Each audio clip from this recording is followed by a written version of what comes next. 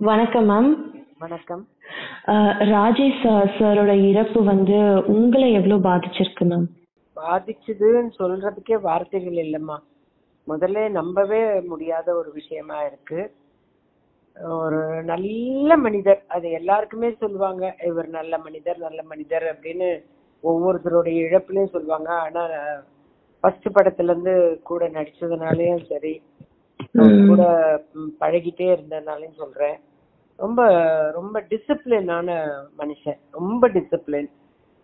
ஒரு ஒரு நேர்மை, அவருடைய பிஹேவியர்ல ஒரு நேர்மை, எல்லா விஷயங்களையும் தெரிஞ்சு வச்சிட்டு இருக்கிற ஒரு மிகப்பெரிய அறிவாளி, புத்திசாலி. எல்லா விஷயத்திலுமே ஒரு கட்டுப்பாடு, சாப்பாடா இருக்கட்டும், நடவடிக்கையா இருக்கட்டும், ஒருத்தர்கிட்ட பேசுறதா இருக்கட்டும், பழகிறதா இருக்கட்டும், எல்லாத்துலயுமே ஒரு டிசிப்ளின்டான ஒரு பர்சன் அவரு. என்னுடைய பிறந்த நாள் எனக்கு ஞாபகம் இருக்கோ இல்லையோ, ஜூலை 6 ஃபர்ஸ்ட் போன் கால் அவர்கிட்ட இருந்தா வரும். போன வருஷம் வரலாம் வந்தது, இந்த வருஷம் அவசரப்பட்டு போயிட்டாரேன்னு இருக்கு. எப்படி இத அவரு தெரிஞ்சுக்காம போனாருங்கிறது எனக்கு ஒரு கேள்விக்குறியாவே இருக்கு. ஏன்னா எல்லாருடைய ஜாதகத்தை பத்தியும் ஜோசியத்தை பத்தியும் அலசி ஆராய்ச்சி அது உண்மைன்னு தெரியற வரல விட மாட்டாரு. அப்பேற்பட்டவர் எப்படி இதை தெரிஞ்சுக்காம போனாரு, எதை இக்னோர் பண்ணாரு அப்படிங்கறதுதான் தெரியவே இல்லை, உண்மையிலே தெரியல. அதே மாதிரி நிறைய விஷயங்கள் அவர் மனசுக்குள்ளரையே வச்சுக்கிட்டாரே தவிர யாருகிட்டயும் அவரு பகிர்ந்துக்கல. எல்லாருமே அவருக்கு ஃப்ரெண்ட்ஸ் தான், நிறைய ஃப்ரெண்ட்ஸ் அவருக்கு. அரசியல் ஆகட்டும், திரையுலகமாகட்டும், எல்லாத்துலயுமே எல்லா கேட்டகரியிலயும் அவருக்கு ஃப்ரெண்ட்ஸ். பட் அவருக்குன்னு க்ளோஸ் ஃப்ரெண்ட்ஸ் யாரு அப்படிங்கறது யாருக்குமே தெரியல. எதையுமே அவரு கரெக்டா பகிர்ந்துக்கல. ஒரு 10 நாளைக்கு முன்னாடி மட்டும் சொன்னாரு இந்த மாதிரி. அப்பதான் அவர் ஏர்போர்ட்ல இருந்து பிளைட்ல இருந்து இறங்குறாரு. நான் இதுக்கு போயிட்டு வரேன், புதுக்கோட்டையில இன்னொரு ஒரு பட்டுக்கோட்டைக்கு போயிட்டு வரேன், என் மகனுக்கு பொண்ணு பார்த்தாச்சு, கன்ஃபார்ம் பண்ணிட்டேன், வர்ற ஆகஸ்ட் செப்டம்பர்ல அவருக்கு கல்யாணம் பண்ணிடுவேன், நல்ல பொண்ணு அந்த பொண்ணு நான் ஏற்கனவே பார்த்த பொண்ணு தான், அப்புறமா சில காரணங்களால தள்ளி வச்சோம், இப்ப கன்ஃபார்ம் பண்ணிட்டோம், அதை பத்தி எல்லாம் உங்ககிட்ட பேசணும், வடிவு வரேன், ஒரு நாள் நான் பேசுறேன் அப்படின்னு சொன்னாரு. இருக்கட்டும் சார், நான் வரேன் சார் நம்ம வீட்டுக்கு, அவசியமா கல்யாணத்துக்கு வந்தேன். என்னங்க சார் இது, நம்ம வீட்டு கல்யாணம் ஆச்சு சார் இது அப்படின்னு எல்லாம் பேசணும். எல்லாத்தையும் பத்தி பேசுவாரு. பட் அவருக்குள்ளார இருந்த மன அழுத்தத்தை பத்தி அவ்வளவா சொல்லிக்க மாட்டார். டல்லா இருந்தாருன்னா கேட்போம் ஷூட்டிங்ல கூட, என்ன சார் ஏன் சார் டல்லா இருக்கீங்க அப்படின்னா, நிறைய இருக்குதுமா மனசுக்குள்ளார நிறைய இருக்குது அப்படின்னு சொல்லுவாரு. அவர் ஷூட்டிங்க்கு வராருன்னாவே எங்க எல்லாருக்கும் சாப்பாடு கொண்டாடுவாரு. அத வேற வீட்டுல இருக்கவங்க கிட்ட, அவங்க சர்வன்ட் கிட்ட கேட்பாரு, ராஜாத்தி இந்த மாதிரி வடிவு வருது ஷூட்டிங்க்கு, அதுக்கு பிடிச்ச காரக்குழம்பு வச்சு கொடு அப்படின்னுவாரு. அவரு நான் வெஜிடேரியன் சாப்பிட மாட்டாரு, ஆனா எங்களுக்கு செஞ்சு எடுத்துட்டு வருவாரு. அந்த மாதிரி ஒரு என்ன சொல்றது, எல்லாத்துலயும் ரொம்ப கரெக்டா கணக்கா இருப்பாரு. கரெக்ட் டயத்து சாப்பிடணும், கரெக்ட் டயத்துல ஒரு ஃபங்க்ஷன்னா அட்டென்ட் பண்ணணும், ஒரு இன்டர்வியூ எடுக்கணும்னா கரெக்ட் டயத்துல எடுக்கணும். அந்த மாதிரி எல்லாம் ஒரு சாதாரணமா எடுத்துட மாட்டாரு எந்த இன்டர்வியூ. அவங்கள பத்தி ஆராய்ஞ்சு அது உண்மை இருக்குதுன்னு தெரிஞ்சாதான் அவங்கள இன்டர்வியூ எடுப்பாரு. அந்த மாதிரி எல்லாம் இருந்தவர் இதை எப்படி மிஸ் பண்ணாருங்கிறது ஆச்சரியமா இருக்கு. எனக்கு நம்பிக்கையே வரல. நான் ஒரு ஷூட்டிங்ல இருக்கேன், கார்த்திகை தீபம்னு ஒரு சீரியல் ஷூட்டிங்ல இருக்கனால நான் இங்க ஷார்ட்டுக்கெல்லாம் போனதுக்கு அப்புறம் தான் எனக்கு நியூஸே தெரிஞ்சுது. நம்மளுடைய துக்கம், நம்மளுடைய வருத்தம் எல்லாம் நமக்கு மட்டும்தான். நம்ம வேலை செய்யற இடத்துல அதை சொல்லவே முடியாது. இதுவும் சினிமாவும் சம்பந்தப்பட்டதுதான், சீரியலும். அவங்களா பார்த்து நம்மள அனுப்பினால ஒழிய நம்ம பர்மிஷன் கேட்டாலோ இது ஆல் ஆர்டிஸ்ட் காம்பினேஷன் இது கெட்டுடும். ஆமா, அது உண்மைதான், இவங்க சொல்றது உண்மைதான். நம்மளோட வருத்தம் எல்லாமே நமக்குள்ளாரதான். சோ இத முடிச்சுட்டு அவங்க பேக்கப் பண்ணதுக்கு அப்புறம் தான் நான் அவரை போய் பார்ப்பேன். அது வரலும் அவருக்காக பிரார்த்தனை பண்ணுவேன்.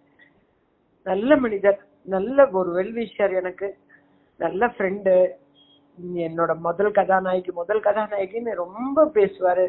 அவரு ரொம்ப மிஸ் பண்றேன், ரொம்ப மிஸ் பண்றேன்.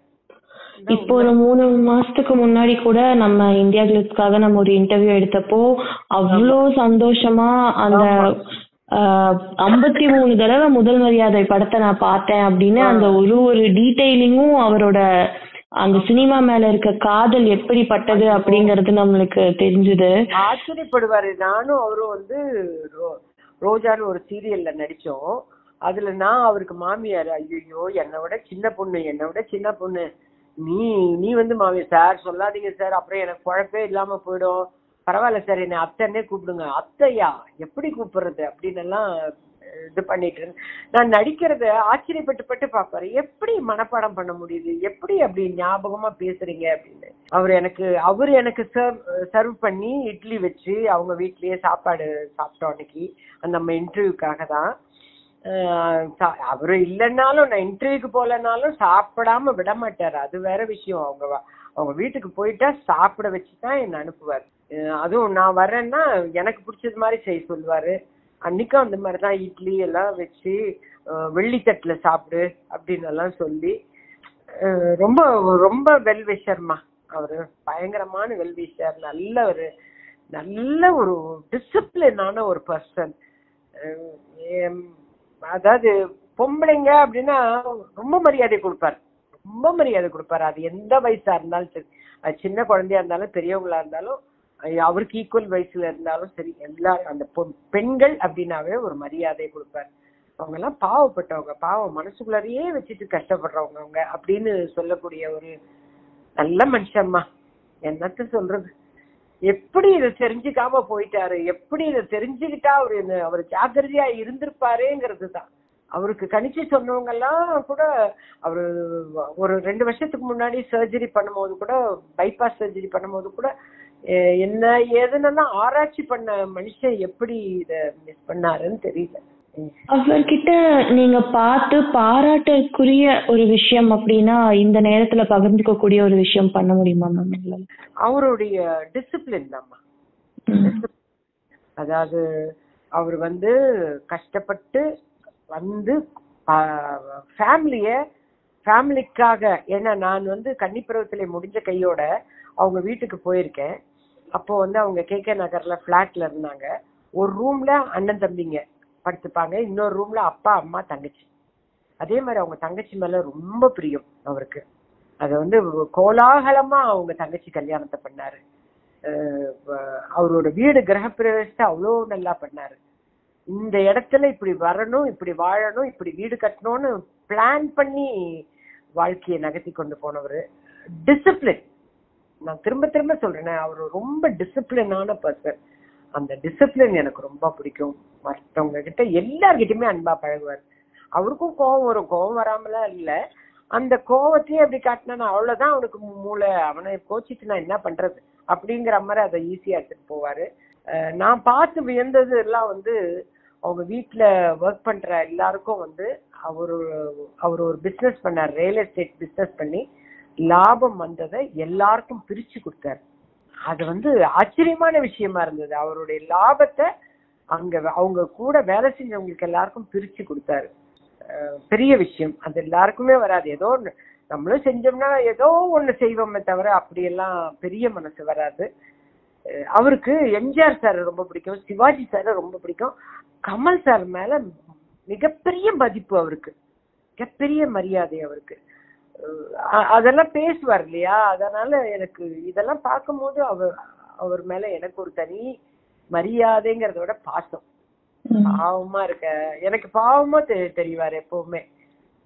என்ன பண்றது, நீங்க சொன்ன மாதிரி அவரோட சன்னுக்கு வந்து கொஞ்ச நாள்ல திருமணம் வச்சிருந்திருக்காரு. இந்த ஒரு நேரத்துல அவரோட இழப்பு அப்படிங்கறது உங்க குடும்பத்துக்கு மிகப்பெரிய ஒரு இழப்பா இருக்கும். அதுவும் அந்த பிள்ளைக்கு ஒண்ணுமே தெரியல, உலகம் சரியா புரிஞ்சுக்க மாட்டேன்றான், ரொம்ப இன்னசென்ட்டான பையன், அவனுக்கு புரியல, அவனுக்கு வாழ்க்கைய புரிய வைக்கணும், நல்ல பொண்ணா பார்த்து கல்யாணம் பண்ணிட்டா அந்த பொண்ணு வந்து புரிய வைப்பா அப்படிங்கிற இதுலயே தான் இருந்தாரு. இப்ப அவர் பேசி வச்ச பொண்ணையே கல்யாணம் பண்ணி, அவருக்கு ரொம்ப பிடிச்சிருந்தது அந்த இடம். அதுதான் சொன்னாரு என்கிட்ட, எனக்கு ரொம்ப பிடிச்சிருக்கு, அந்த பொண்ணை கல்யாணம் பண்ணா உனக்கு உலகத்தை தெரிய வைப்பா அந்த பொண்ணு அப்படின்னு தான் சொன்னார். அவருக்கும் உங்களுக்குமான ஒரு உரையாடல்ல நீங்க மறக்க முடியாத ஒரு விஷயம் இந்த தருணத்துல நம்ம பகிர்ந்துகிட்டோம்னா அது எல்லாருக்கும் ஒரு இன்ஸ்பிரேஷனா இருக்கும் அப்படின்னா என்ன மேம்? நிறைய விஷயங்கள் பேசியிருக்கோம். நான் தான் அவர்கிட்ட கொஞ்சம் உரிமை எடுத்து சண்டை போடுவேன். சார் என்ன சார் இப்படி பண்றீங்க அப்படி பண்றீங்க அப்படின்னு. பட் அவர் எப்பவுமே என்னுடைய நடிப்பை ஃபர்ஸ்ட் படத்துல இருந்து ரொம்ப புகழ்ந்து பேசுவாரு. சார் உண்மையிலே நான் அந்த அளவுக்கு பண்றேன் நான் சார்ன்னு கேட்பேன். நான் டைலாக் எல்லாம் ப்ராம்ப்டிங் வாங்காம நடிப்பேன். அவரு இப்பதான் சமீபமா நடிக்கும் போது அவர் ப்ராம்ப்டிங், சினிமால எல்லாம் ப்ராம்ப்டிங் வாங்கல, இப்ப சீரியல்ல ப்ராம்ப்டிங் எனக்கு எதுவுமே ஞாபகத்திலே வரமாட்டேங்குது. எப்படிங்க உங்களுக்கு ஞாபகம் வருது இதெல்லாம்? சார் இதுதான் சார் எனக்கு காசு கொடுக்குது, இதை வச்சுதானே சார் நான் சர்வே ஆகுறேன், இதுல கான்சென்ட்ரேஷன் இல்லைன்னா அப்புறம் என்ன சார் இருக்கு அப்படின்னு. இல்ல இல்ல நீங்க ரொம்ப தெளிவா இருக்கீங்க, நீங்க சிறந்த நடிகை எப்பவுமே சொல்வார். உங்களுக்கெல்லாம் ஆஸ்கர் அவார்டு கொடுக்கணுங்க, உங்களுக்கு பாரதி ராஜா சாருக்கெல்லாம் ஆஸ்கர் அவார்டு கொடுக்கணுங்க அப்படின்னு அடிக்கடி முதல் மரியாதை பத்தி தான் சொல்வாரு. சமீபமா நான் ஜெயா டிவில முதல் மரியாதை பார்க்கும் போது கூட அவர் சொன்னதுதான் எனக்கு ஞாபகம் வந்தது.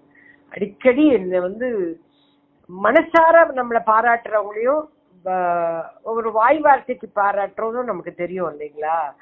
அதுல என்ன மனசார பாராட்டின ஒருத்தர் அவர். அந்த இன்டர்வியூலயே ஒவ்வொரு டீடைலிங்கும் அப்படி சொல்லிருப்பாரு அந்த முதல் மரியாதை படத்தை பத்தி. இதுல நீங்க இப்படி பேசுனீங்க, இப்படி அடிச்சீங்க அவங்கள, அந்த மாதிரி அவர் அவ்வளோ ரசிக்கிறாரு படத்தை, ஆர்டிஸ்ட.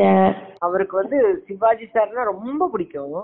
அதனால முதல் மரியாதை அவரே சொல்வாரு. என்னை எப்ப பார்த்தாலும் வடிவு அந்த முதல் மரியாதையில எங்க ஊரு பொம்பளைங்க எல்லாம் அப்படித்தான் வடிவு வைப்பாங்க, நீ நடக்கிற பாரு இந்த ராதாவை அடிக்கிறதுக்கு அப்படின்னுவாரு. பட் அவருக்கு ரொம்ப பிடிச்ச ஆர்டிஸ்ட் ஸ்ரீதேவி. எப்ப பாரு சொல்லுவாரு ஸ்ரீதேவி ஸ்ரீதேவி ஸ்ரீதேவி ஸ்ரீதேவினா அவருக்கு ரொம்ப பிடிக்கும். அப்புறம் சிம்ரன் ரொம்ப பிடிக்கும். இதெல்லாம் அவர் எப்பவுமே சொல்ற வார்த்தைகள், சிம்ரன் அப்படின்பாரு. சார் ஏன் கூட உட்காந்து சிம்ரனை பத்தி பேசுறீங்களா சார், நீங்க வேறங்க சிம்ரன் வேறங்க, சிம்ரன் அப்படின்னு ரொம்ப அந்த கலைநயத்தோட ரசிக்கக்கூடிய ஒரு நல்ல மனுஷங்க, நல்ல மனிதர். எப்படி இதை மிஸ் பண்ணாருன்னு எனக்கு மிகப்பெரிய கேள்வியா இருக்கு. எப்படி இதை மிஸ் பண்ணாரு? நிச்சயமா ரொம்ப ரொம்ப நன்றி மேம், இந்த ஒரு தருணத்துல உங்களோட பதிவை எங்களோட பகிர்ந்துக்கிட்டதுக்காக. எனக்கே என் மனசுல இருக்கிறத நான் சொல்லியே ஆகணும்ல, அது தெரியல. தேங்க்ஸ்மா, ரொம்ப ரொம்ப தேங்க்ஸ்மா. ரொம்ப நன்றி. நன்றி. நான் அழுதுட்டேன்னா பரவாயில்லம்மா, நான் ஷூட்டிங்ல இருக்கனால அழக்கூடாதுன்னு இருக்கேன்னா மனசு பாரமாகிட்டே இருக்கு. அந்த நேரத்துல நீங்க எல்லாம் என் மனசுல இருக்க பாரத்தை இறக்கி வைக்கிறதுக்கு நீங்க எல்லாம் உதவியா இருக்கீங்க. அதுக்கே நன்றிமா. நன்றி. ரொம்ப நன்றி. ரொம்ப நன்றி மேம். நன்றி. உங்களுக்கும் நன்றிமா. ரொம்ப நன்றி மேம். தேங்க்யூ.